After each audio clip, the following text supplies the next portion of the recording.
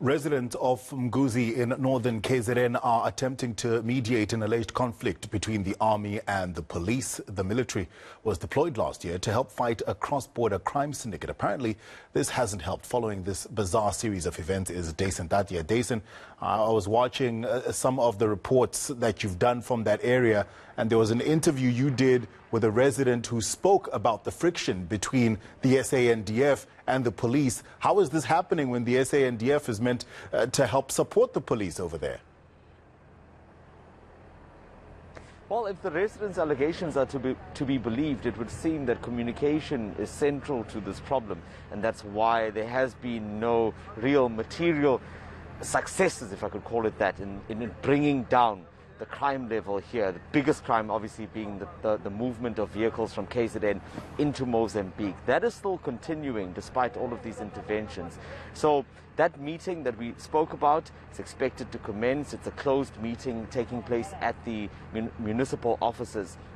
I think one thing to clarify here is that that was a scheduled meeting between the SAPS and the SANDF.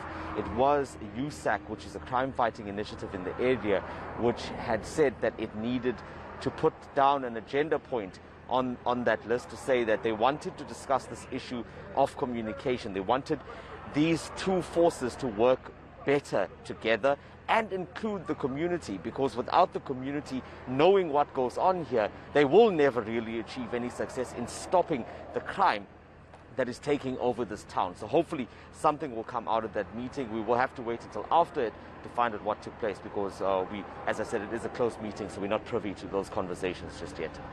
Dasen, there's been a high-level delegation that's been to Mbanguzi. What have they seen? What have they spoken about? And what steps might they be putting in place to try and stop the cross-border crime? So I'll answer your question in two parts. Firstly, with what they've seen. So the Premier Sihle Sekalala was here with that delegation, and they inspected the police station. So what they found there was that there was a critical lack of resources in some cases. There was a staff shortage, and in other instances they felt that even the system of recording files was not how it should be. I mean, we saw pictures that were taken during that meeting showing that dockets were lying in a back room in some cases, making it difficult to trace the progress on these types of matters. So that's what they have seen, and what they're now saying, and this is the Premier I'm talking about, is that there needs to be more engagement between these different arms to make sure that the system works properly. Also, instrumental here is to ensure that any bad elements within the police and the SANDF is rooted out, because you can have all of these measures in place, but if the information is coming from the inside, none of them will ever work. Beyond that, we've also spent time in the town, and we've been engaging with normal citizens, and I can tell you it is absolutely shocking. It's like an open secret. It's something that has just been accepted in this town, that if you drive a 4x4 vehicle or a new vehicle, you are at risk.